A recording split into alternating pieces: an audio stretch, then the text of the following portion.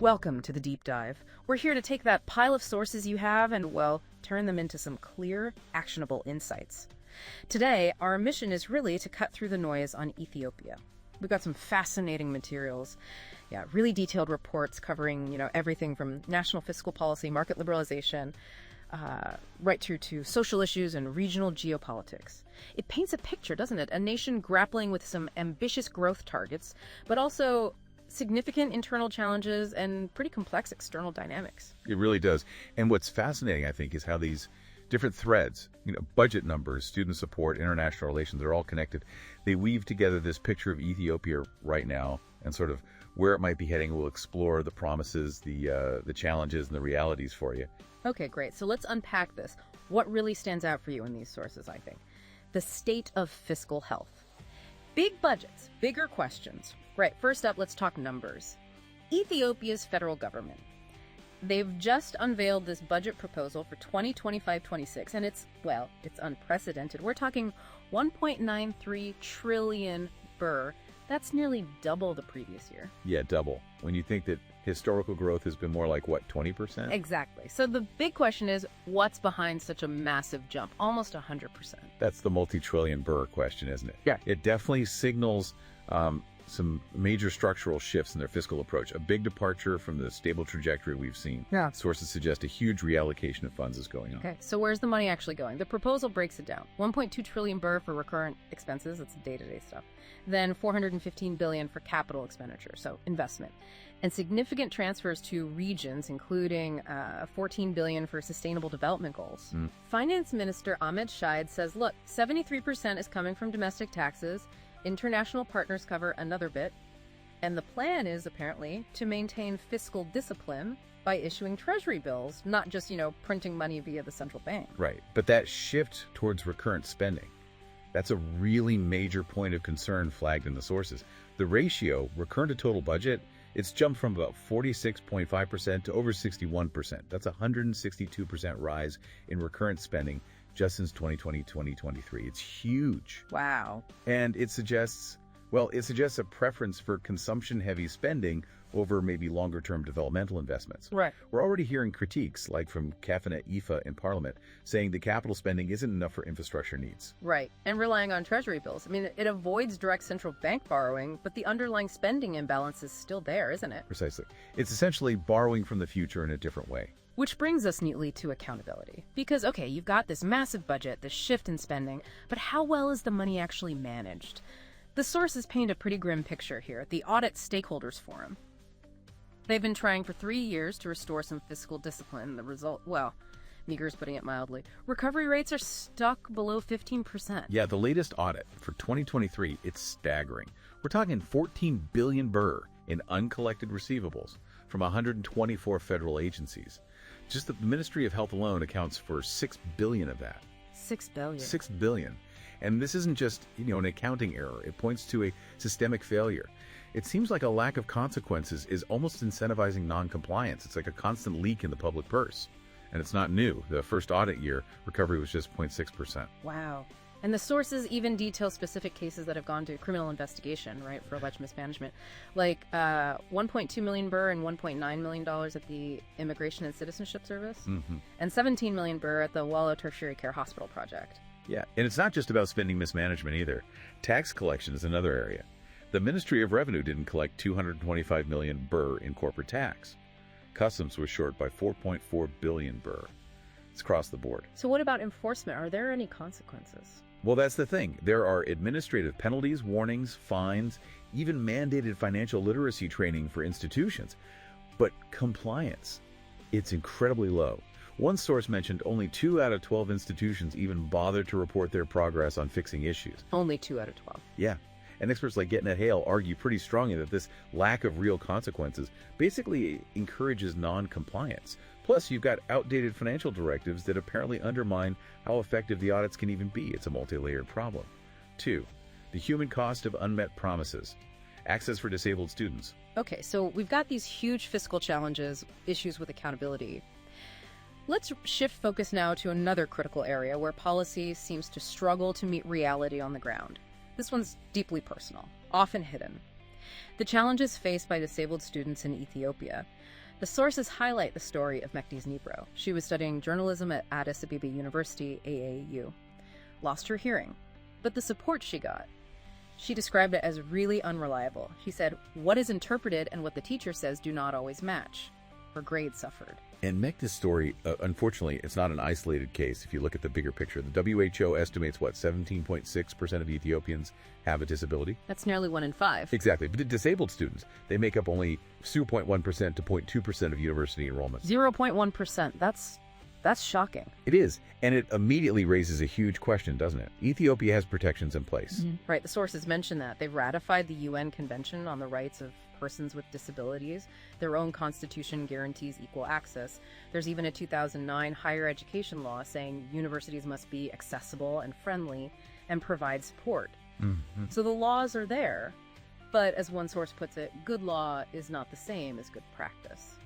And that gap has very real, very concrete impacts. Take Zaibana Sasefa, another student mentioned. She's visually impaired. She got to AAU, found no Braille books, no material she could use.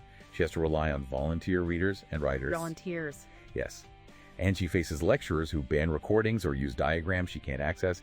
Even the head of AAU's Center for Special Needs Support, Alamihu Teklemariam, acknowledges these concerns are valid. He noted they only have 2 full-time sign language interpreters for 110 disabled students. 2 interpreters for 110 students. That's simply not workable. Not at all. It's a massive resource mismatch. And it's not just the big things, is it? It's the small daily obstacles that just grind students down. Like the cost of Braille paper, 11, Birr a sheet. It's supposed to be duty-free, but transport costs double the price. Right. Simple things. Lack of ramps, lifts that don't work, handouts for screen reading software arriving too late. It just erodes their ability to learn day after day. Yeah. And the impact is devastating. Zaibanos couldn't take her final exit exam because she'd failed 2 courses due to these barriers. And apparently, special resits for disabled students, they're no longer offered. The rules now treat everyone the same, regardless of need. So it comes back to this question the sources raise. Is it really about tight budgets, or is it about a lack of will, as the advocates put it? That seems to be the nub of the issue for many. The Federation of Ethiopian Associations of Persons with Disabilities is pushing for stronger oversight. They also want Ethiopian Sign Language recognized as an official working language. Makes sense. In Fitsum Michael, a lecturer quoted, he puts it very starkly, "This isn't about privilege, it's about rights. There needs to be urgency." 3. Environmental stewardship. Pricing nature's services. Okay, let's shift gears again. Another critical area where policy is trying to catch up with reality is the environment. Your sources highlight Ethiopia's aquatic ecosystems, lakes, rivers. They're under serious pressure. Invasive weeds, unchecked siltation. Yeah, the ecosystems are really struggling. And what's interesting here is the proposed solution they're exploring. It's a new usage-based Payment for Ecosystem Services initiative, PES for short. Payment for ecosystem services, what does that actually mean? Well, basically it's a shift. Historically, people and businesses have used services like water from lakes and rivers without really paying for the service the ecosystem provides. This PES idea aims to change that, to create revenue for the government and potentially local communities too by charging users for things like water abstraction. It's about putting an economic value on nature. Okay, I see. So for the users, commercial operations, even individuals, they'd have to declare how much water they use each year and pay for it. That's the idea. Take Lake Zway, for example. The sources mention over 150 water tanker trucks use it, plus maybe 10,000 pumping systems. That's a lot of usage. It certainly is. Potential for a significant revenue there. But how easy is this to actually implement? Well, that's the big question mark, isn't it? Implementation. The draft proclamation sounds flexible: public, private, or hybrid payment structures. Transparency mandated. But Sima Asmar, an environmental consultant quoted, warns that the real challenge is making it work on the ground. Right. He points out that Ethiopia currently lacks the institutional capacity, the technical know-how to manage something this complex, especially things like figuring out the actual cost of the ecosystem. How do you price nature accurately and fairly? That sounds incredibly difficult. And businesses are already raising concerns, aren't they? Like Sabana Beach Resort near Lake Langano, they're worried about extra costs for piped water. Exactly. And Teklu Candelo from Lisak Resort, he says they already spend millions maintaining a buffer zone around their property. Now they're worried about more mandatory payments on top of that. Yeah, you can see their point. And putting this in a wider context, There's already concern that existing environmental rules, like those buffer zones, are poorly enforced anyway. So another enforcement issue. Seems like it. Yeah. Seema Asmer also raises a really interesting point about traditional pastoralist communities. Their whole way of life relies on mobility, moving with resources. How does a system based on fixed land usage accommodate them? He worries that if the system isn't designed carefully, focusing on actual ecosystem health rather than just collecting fees, over-extraction could just continue. High fae. Ethiopia on the global stage. Ambition, trade, and regional stability. Okay, so we've looked inside Ethiopia, the finances, social issues, environment. Let's zoom out now and connect this to the global stage. Ethiopia's geopolitical and economic ambitions. The sources really highlight this push for direct access to the Red Sea. Leaders are arguing, a country of over 100 million people can't stay a prisoner of geography. And there's a clear economic rationale behind that. There. The World Bank models cited suggest landlocked African countries face freight costs that are 50% to 75% higher. For Ethiopia, that translates to an estimated loss of $2 billion a year just in logistics fees, mostly paid to Djibouti. $2 billion. That's a huge economic driver for seeking new routes. Absolutely. It's an understandable economic imperative. At the rhetoric being used, all options are on the table. That's causing some nervousness in the region, right? Definitely.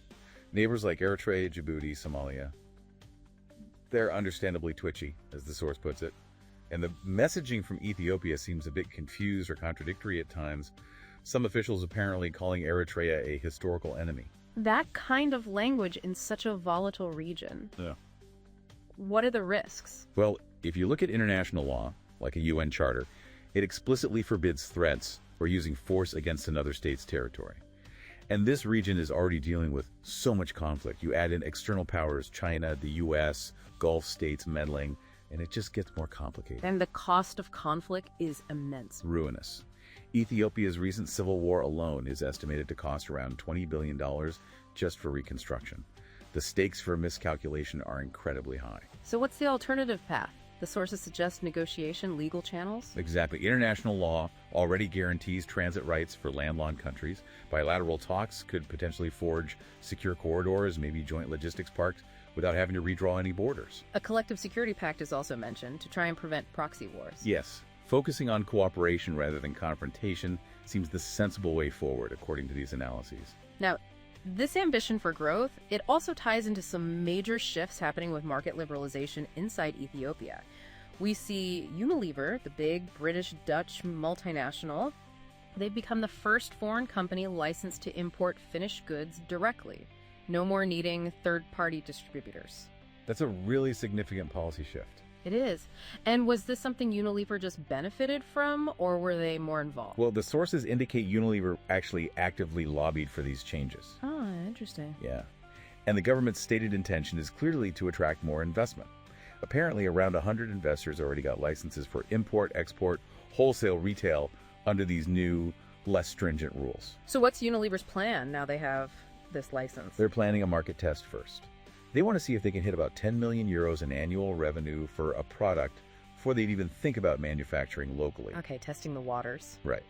And they also became the first foreign company licensed to export coffee directly from Ethiopia too. Another first. But this opening up, it raises that classic question, doesn't it? Who really benefits? Exactly. Dawit Kajila, a tax consultant quoted, voices this concern quite strongly. He warns that this directive could pose a real threat to local Ethiopian businesses, potentially leading to capital flight, weakening domestic production. So needing safeguards. He argues for safeguards, yes. Things like a robust transfer pricing tax to make sure multinationals declare fair prices on internal deals and don't just shift profits out, and maybe mandating some value addition within Ethiopia itself so the country doesn't just become, as he puts it, a dumping ground for foreign companies. Right. Finding that balance between attracting investment and nurturing local industry, it's tricky. Yeah, very tricky. And it's worth noting, amidst all this, new local players are still emerging. The sources mention the recent launch of Telebirr, an Ethiopian-owned brand, backed by over 4,000 shareholders, a big 22 billion birr investment. So domestic industry is definitely still active and trying to compete. Absolutely. Shows there's still local ambition and investment happening too. So after diving through all of this, finance, student rights, environment, geopolitics, trade, what does it all mean for you listening to this? We've covered a lot. From those daunting audit numbers to the very personal struggles of students like Mekdi's, the challenges of pricing nature, and that complex dance of Ethiopia's ambitions on the world stage. Yeah, it really feels like Ethiopia is at a critical juncture, doesn't it? You have these ambitious plans for growth, for influence, but they're running up against these really significant hurdles: governance issues, inclusivity gaps, resource management challenges, and that gap, the one between policy on paper and the reality on the ground, plus the struggle for real accountability. That seems to be a recurring theme across everything we looked at. Absolutely. From billions in uncollected funds to the daily barriers disabled students face to the high-stakes maneuvering for Red Sea access, these sources really give you a sense of a nation striving, pushing for progress, but also confronting some very deep-seated, difficult challenges. Which leaves us, and you, with a really important question to think about, I think. In a country that's chasing such rapid economic change, such geopolitical clout, how can these seemingly separate struggles for fiscal responsibility, for social equity, for environmental sustainability, how can they actually be brought together? How can they be unified to build a future that's genuinely inclusive, truly prosperous, manages its resources wisely, and doesn't leave people behind? That's the core challenge. Thank you for joining us for this deep dive. We hope it's given you a clearer view and some new insights to consider.